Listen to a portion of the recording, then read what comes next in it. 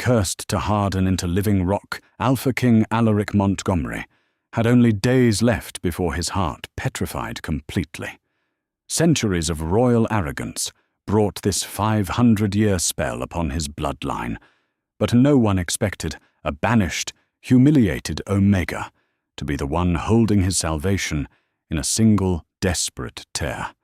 Deep within the frost-bitten walls of Winterbourne Citadel, a tragedy of monstrous proportions was unfolding in absolute secrecy. Alpha King Alaric Montgomery, the sovereign ruler of the Northern Territories, was slowly turning into solid, unyielding stone.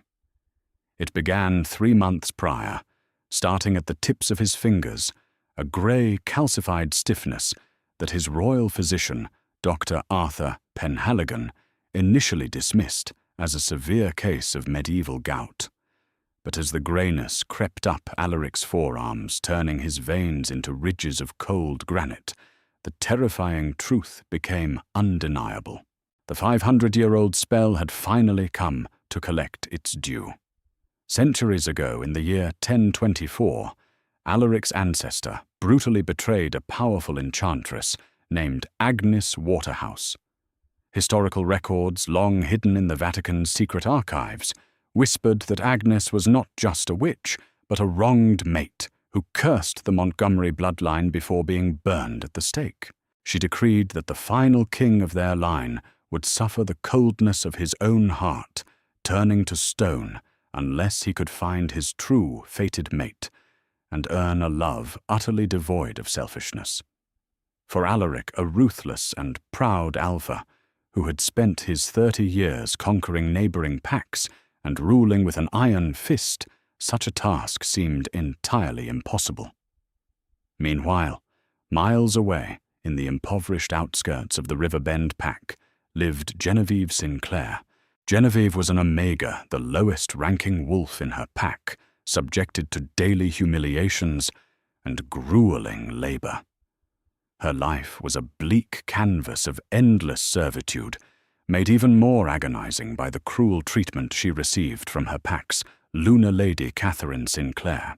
Just a year prior, Genevieve had suffered the ultimate indignity. She had been brutally rejected by her fated mate, Lord Cedric Harrington, a high-ranking beta who cast her aside publicly because her Omega status would tarnish his political ambitions.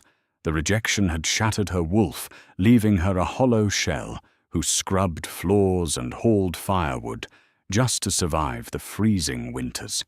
Desperation in the capital reached a breaking point as Alaric's legs began to stiffen into heavy marble, making it impossible for him to shift into his majestic black wolf. The royal council intervened. Chancellor Frederick Wentworth, a cunning and ambitious politician, issued a kingdom-wide decree. Under the guise of a grand masquerade to celebrate the winter solstice, every unwed female of age, regardless of rank or pack, was ordered to attend the king's ball. The council's true motive was a frantic, blind hope that the king's fated mate might be among them, triggering the mate bond and halting the petrification before the king became a permanent statue. Genevieve had no intention of attending. She lacked the fine silks and jewels required for such a gathering, and the mere thought of being surrounded by arrogant nobility made her stomach churn. However, Lady Catherine saw an opportunity for free labor and forced Genevieve to accompany her daughters as a lady's maid, tasked with carrying their cloaks and fixing their hems. Dressed in a faded, threadbare woolen gown, Genevieve slipped through the servants' entrance of Winterbourne Citadel, her head bowed to avoid the harsh glares of the royal guards.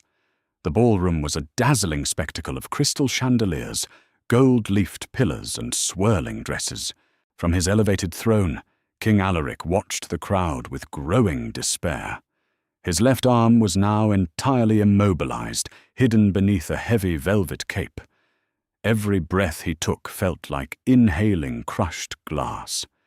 He scanned the room, inhaling the mingling scents of expensive perfumes, sweat and fear, searching for the one scent that might save his life. It happened when Genevieve was crossing the edges of the ballroom to fetch a fallen ribbon for her stepsister. A sudden, sharp draught of winter air swept through the hall, carrying with it the subtle, unassuming scent of rain-washed pine and wild lavender. Alaric's glowing amber eyes snapped toward the source. Despite the agonizing stiffness in his joints, his alpha wolf clawed at the surface of his mind, howling a single word, "Wote."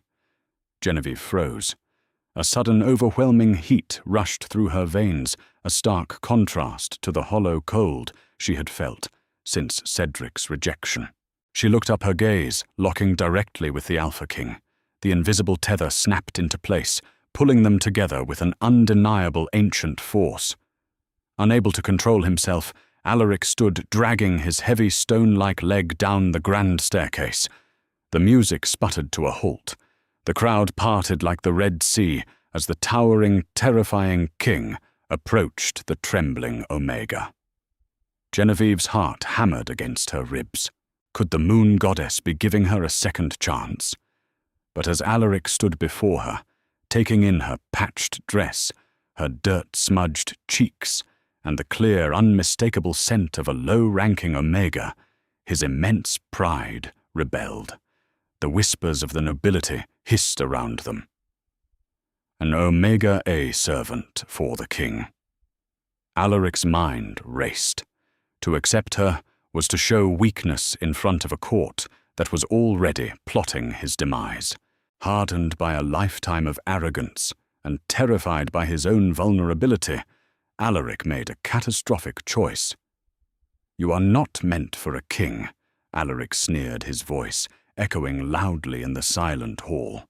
He ignored the screaming of his own soul and the sudden sharp pain spreading rapidly across his chest. "I, King Alaric Montgomery, reject you, Genevieve Sinclair, as my mate and my Luna." The word struck Genevieve with the force of a physical blow. The ballroom spun. For the second time in her life, the sacred bond was severed. She did not scream, nor did she weep. She simply bowed her head, her spirit finally breaking into a million irreparable pieces, and turned away, fleeing into the freezing, snowy night, as the king collapsed to the marble floor, a sudden horrifying grey spreading across his neck. Banished to the damp subterranean kitchens of the citadel, Genevieve was forbidden from leaving the castle grounds. Chancellor Frederick Wentworth, observing the entire debacle from the balcony, immediately recognized her potential value. Even though the king had rejected her, Genevieve was the only female to evoke a reaction from Alaric in months. Wentworth ordered the royal guards, led by the ruthless commander Theodore Hayes, to throw Genevieve into the scullery. She was to be kept hidden, scrubbed from the public eye, a pawn to be used or discarded as the political tides shifted. Upstairs in the royal chambers, the consequence of Alaric's immense hubris was immediate and devastating. The rejection of his true mate acted as a terrifying catalyst for Agnes Waterhouse's curse. By dawn, the king was entirely paralyzed from the waist down. His legs were indistinguishable from the grey, polished stone of the castle's ancient columns. The petrification had advanced to his abdomen, and his breathing grew shallow and raspy as his lungs struggled against the tightening cage of calcified ribs. Dr. Penhaligon worked frantically, applying boiling poultices and reciting useless Latin prayers. But the physician knew the truth. The Alpha King was dying. With the king incapacitated, the royal council erupted into chaos. Whispers of treason echoed in the dimly lit corridors. Duchess Beatrice Cornwall, a calculating noblewoman with distant ties to the royal bloodline, began secretly meeting with Chancellor Wentworth. "The king will be a garden statue by midnight," Duchess Beatrice murmured during a clandestine meeting in the library, pouring a goblet of poisoned wine she intended to use on any loyalists. "We must draft the succession papers immediately. Once his heart turns to stone, the Montgomery reign ends, and we shall divide the northern territories." Down in the freezing scullery, Genevieve scrubbed iron pots until her knuckles bled. But physical pain was nothing compared to the agony in her chest. A rejected mate bond usually severed the connection, but because Alaric was an alpha king of ancient blood, the tie was violently tethered to her soul. She could feel his slow suffocation. She felt the heavy, crushing weight pressing down on his lungs, the terrifying coldness creeping into his veins. Despite his cruelty, despite the public humiliation that mirrored her darkest trauma, her Omega instincts screamed to comfort him, to soothe the dying Alpha. Late that evening, while fetching coal from the deep cellars, Genevieve stumbled upon a hidden, forgotten alcove behind a crumbling brick wall. Inside, covered in centuries of dust, lay the confiscated belongings of Agnes Waterhouse, preserved by the church after her execution. Among the rotting trinkets was a leather-bound journal. Driven by an unseen force, Genevieve wiped away the grime and opened the fragile yellowed pages. She possessed a rare ability to read, secretly taught by a sympathetic monk, Brother Thomas, during her childhood in the Riverbend Pack. As her eyes darted over the faded ink, she uncovered the true, horrifying mechanics of the 500-year spell. The curse was never merely about finding a mate. The stone of the Alpha's pride can only be shattered by the purest water, Agnes had written in her final frantic scrawl. Not a declaration of love, nor a claiming bite. He must be broken by the genuine tear of the one he wronged, shed not out of obligation, but of absolute, selfless forgiveness. Genevieve's breath hitched in her throat. Alaric's rejection wasn't just a political blunder. It was a death sentence he had written for himself. He had wronged her, publicly and brutally, yet the curse demanded she forgive him, an alpha who had looked at her with disgust and tossed her aside like garbage. How could she forgive the man who had ripped her soul in two? Suddenly, a sharp, piercing pain ripped through Genevieve's chest, dropping her to her knees on the cold cellar floor. The king was entering his final hours. The stone was reaching his heart. Through the battered mate bond, she felt his sheer terror, not the fear of losing his crown, but a profound, overwhelming regret. In his final agonizing moments, stripped of his power, his pride, and his mobility, Alaric finally understood the gravity of his arrogance. He was dying completely alone, trapped in a tomb of his own making. A fierce, irrational resolve ignited within Genevieve. She refused to let the darkness win. She refused to let Chancellor Wentworth and Duchess Beatrice plunge the kingdom into a bloody civil war. Dropping the journal, Genevieve sprinted out of the cellars, her bare feet slapping against the freezing stone steps. Navigating the castle was a perilous task. The corridors were swarming with Wentworth's loyal guards, securing the perimeter to prevent any of the king's loyalists from intervening. Genevieve utilized the secret servant passages she had learned over the past 2 days, squeezing behind tapestries and crawling through narrow chimney sweeps. Her dress was torn, her skin covered in soot and bruises, but she pressed on, driven by the fading heartbeat of her mate echoing in her mind. She reached the heavy oak doors of the royal chambers. 2 guards stood outside, but they were currently distracted by Dr. Penhaligon, who was shouting for fresh bandages in the adjacent hall. Seizing her moment, Genevieve slipped past them, pushing the heavy iron latch open and slipping into the oppressive darkness of the king's room. The chamber was freezing, the hearth fire having completely died out. At the center of the room, lying on a massive 4-poster bed, was King Alaric. Genevieve gasped, pressing her hands over her mouth. He was almost entirely stone. His powerful chest was frozen, mid-breath, his skin a horrifying, solid grey marble. Only his face and the very center of his chest remained flesh, but the grey was creeping rapidly up his neck, tracing his jawline. His amber eyes, once fierce and commanding, were locked onto the ceiling wide with terror and immense sorrow. Genevieve stepped forward out of the shadows. As she approached the bed, Alaric's eyes shifted, locking onto her. He couldn't speak. His throat was already turning to granite.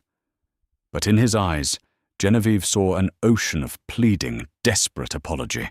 The arrogant king was gone, replaced by a broken male, pleading silently for the mercy he had denied her. Footsteps echoed softly against the freezing marble as Genevieve Sinclair crept closer to the massive four-poster bed. A suffocating silence hung in the royal chamber, broken only by the horrifying shallow rasp of King Alaric Montgomery's failing lungs. His magnificent form was now entirely imprisoned in solid, unyielding grey stone. Only a small patch of flesh remained over his frantically beating heart, and his amber eyes, though paralyzed, screamed with a harrowing mixture of sheer terror and profound regret. He was no longer the arrogant, ruthless alpha who had humiliated her before the entire court. Stripped of his immense power and royal pride, Alaric was simply a dying male, facing the absolute terror of his own mortal mistakes. Genevieve reached out her trembling fingers, hovering just inches above his calcified chest. The ambient temperature of the room had plummeted, matching the icy tomb that was actively consuming the sovereign. Deep within her own soul, the battered mate bond violently thrummed, projecting his agonizing physical pain directly into her mind. She remembered the cruel sting of her first rejection by Lord Cedric Harrington, the years of endless abuse at the hands of Lady Catherine, and the ultimate humiliation inflicted by Alaric himself. Every logical instinct commanded her to turn away, to let the cursed lineage of the Montgomery pack finally crumble into dust. Suddenly, the heavy oak doors of the royal chamber crashed open, splintering against the stone walls. Genevieve immediately ducked behind a heavy velvet tapestry, pressing her hands against her mouth to stifle a gasp. Striding into the room was Chancellor Frederick Wentworth, accompanied by Duchess Beatrice Cornwall and the heavily armed commander Theodore Hayes. Behind them marched a dozen elite guards, their swords already drawn and gleaming in the faint moonlight. Wentworth sneered as he approached the foot of the bed, looking down at the petrified sovereign with absolute contempt. "Look at our glorious Alpha Werth." Wentworth mocked, his voice dripping with venomous triumph as he tapped the hilt of his sword against Alaric's stone leg. A dull, hollow clink reverberated through the silent room.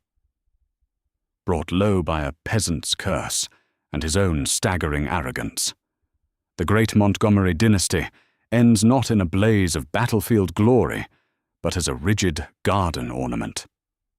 Duchess Beatrice unrolled a heavy parchment, her eyes glittering with unchecked ambition. She had spent weeks orchestrating this exact moment, contacting rogue factions and bribing key nobles like Lord Henry Percy and Archbishop Thomas Cranmer to secure their silence. To ensure the complete subjugation of the northern territories, the conspirators had already finalized a ruthless division of the kingdom, the Treaty of Winterbourne Division. Chancellor Frederick Wentworth assumes total control over the central capital, seizing the royal treasury and the heavily fortified inner keep. Duchess Beatrice Cornwall claims the eastern ports, establishing an absolute monopoly over maritime trade and taxation. Commander Theodore Hayes gains dominion over the northern borders, commanding the military vanguard and all regional armories. The physician is secured in the dungeons, and the loyalists are completely unaware. Commander Hayes reported his harsh gaze, sweeping the shadowy corners of the room. As soon as the king draws his final breath, we will announce that he succumbed to a mysterious plague. The council will have no choice but to ratify the succession papers. Wentworth nodded, stepping closer to Alaric's fading face. "It is a pity you rejected the little Omega, Alaric. Had you swallowed your pride, you might have lived to see another sunrise. Now you shall watch your kingdom burn, and there is absolutely nothing your wolf can do to stop it." Hidden behind the tapestry, Genevieve felt a blinding rush of fury. These treacherous nobles cared nothing for the pack or the innocent civilians who would suffer under their tyrannical rule. They only hungered for power, willing to sacrifice their rightful king to secure their own greed. But beneath the fury, a deeper, more profound emotion welled up inside her chest. Through the fraying mate bond, she felt Alaric's profound despair. He was not mourning his lost crown or his stolen wealth. He was mourning her. He was overwhelmed by the crushing realization that he had destroyed the only pure thing the moon goddess had ever gifted him. A heavy-booted foot suddenly slammed into the tapestry, violently throwing Genevieve to the floor. Commander Hayes grabbed her by the hair, hauling her up with a brutal yank. "Well, well," Hayes chuckled darkly, tossing her toward the center of the room. "It seems a little rat found its way out of the scullery." Wentworth's eyes narrowed as he recognized the ragged Omega. Ah, the rejected mate. What a poetic coincidence. You can bear witness to the end of the Montgomery line before we dispose of you in the frozen river. Alaric's amber eyes flared with sudden, intense panic. The remaining patch of flesh over his heart began to turn grey at an accelerated rate, his heart rate spiking as he watched Hayes draw a lethal silver dagger and press it against Genevieve's fragile throat. The king was fighting the stone, his inner wolf roaring against the magical confinement, desperate to protect his mate, but the curse was absolute. Genevieve stared directly into Alaric's eyes. In that fleeting, crystalline moment, the anger and resentment that had poisoned her heart simply evaporated. She saw the true male trapped beneath the armor of a ruthless king, a male who was terrified, broken, and deeply, genuinely sorry. He had wronged her, yes, but in his final moments his only thought was of her safety. "I am not afraid of you," Genevieve whispered, her voice surprisingly steady despite the blade at her neck. She ignored the traitors entirely, keeping her gaze locked on the king. Drawing upon a hidden reserve of ancestral Omega strength, Genevieve slammed her elbow violently into Hayes's ribs. As the commander stumbled back with a sharp curse, she lunged forward, throwing her entire body over Alaric's petrifying chest. "I forgive you." She sobbed the words, tearing from the deepest, most wounded part of her soul. It was not a political declaration. It was not a magical incantation. It was the absolute raw truth of an Omega choosing mercy over vengeance. A single profound tear escaped her eye, glowing with a faint, ethereal silver light. The tear slid off her cheek and fell precisely onto the last remaining patch of flesh over Alaric Montgomery's heart. Deafening explosive cracks immediately shattered the oppressive silence of the royal chamber. The sound was akin to a glacier violently splitting apart during a spring thaw. Chancellor Wentworth stumbled backward, dropping his ceremonial sword, as a blinding wave of pure silver energy erupted from the king's chest, throwing Commander Hayes and Duchess Beatrice entirely across the room. The intense shockwave shattered the towering stained glass windows, sending shards of colorful glass raining down upon the stone floor. Beneath Genevieve, the cold, unyielding surface of the king began to drastically change. The ancient spell, deeply rooted in the demand for absolute, selfless forgiveness, had finally met its singular condition. The calcified granite covering Alaric's chest hissed and dissolved into thick plumes of white steam. The terrifying grayness receded at a blistering pace, revealing intensely flushed, fever-hot skin underneath. The rigid stone veins along his massive arms turned a vibrant, pulsing crimson as his circulation furiously rebooted. His lungs, previously locked in a cage of marble, expanded with a massive, roaring intake of air that shook the very foundations of the citadel. Genevieve scrambled back her breath, catching in her throat as she watched the impossible transformation. Within mere seconds, the king was no longer a statue. He was a colossal, living, breathing alpha, and the terrifying, oppressive aura of his power flooded the room, dropping the temperature by 10 degrees. Wentworth's face drained of all color. "Kill him!" he shrieked, his voice cracking with absolute panic. "Kill him now before he shifts!" Commander Hayes scrambled to his feet, raising his silver broadsword and charging blindly at the bed. But Alaric was faster. Moving with a predatory blur that defied human comprehension, the king launched himself off the mattress. He caught Hayes by the throat in mid-air, lifting the heavily armored commander entirely off the ground with a single massive hand. Alaric's eyes were no longer just amber. They were glowing with the blazing, unrestricted fury of a fully unleashed alpha wolf. With a sickening crunch, Alaric hurled Hayes across the chamber, sending the traitor crashing through an oak armoire and rendering him instantly unconscious. The remaining guards, witnessing the terrifying resurrection of their sovereign, immediately dropped their weapons and fell to their knees in absolute submission, exposing their necks in a desperate plea for mercy. Duchess Beatrice attempted to flee toward the shattered doorway, but Alaric let out a booming, earth-shattering roar. "Kneel." The command carried the ancient, irresistible weight of the alpha voice. Wentworth and Beatrice collapsed to the floor instantly, their bodies physically forced down by the overwhelming dominance radiating from the king.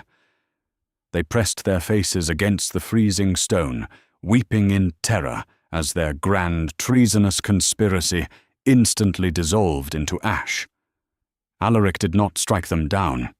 Instead, he turned his broad back to the traitors and slowly approached Genevieve, who was huddled near the shattered window, clutching her threadbare dress.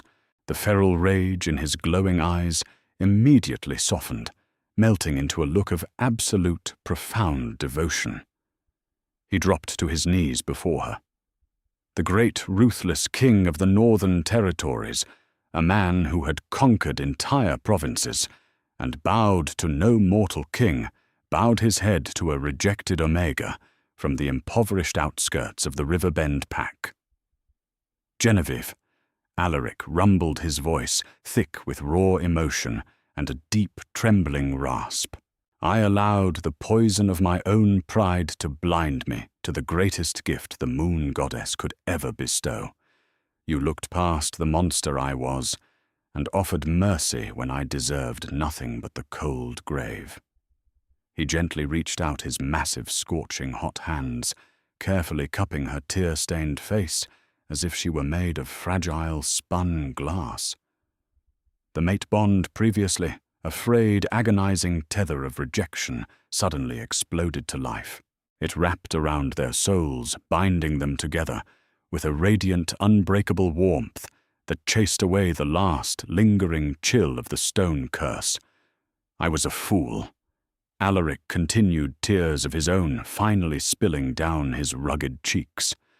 "But if you will permit this unworthy male to spend the rest of his eternal life making amends, I swear upon the ancient stars that no one shall ever cause you pain again."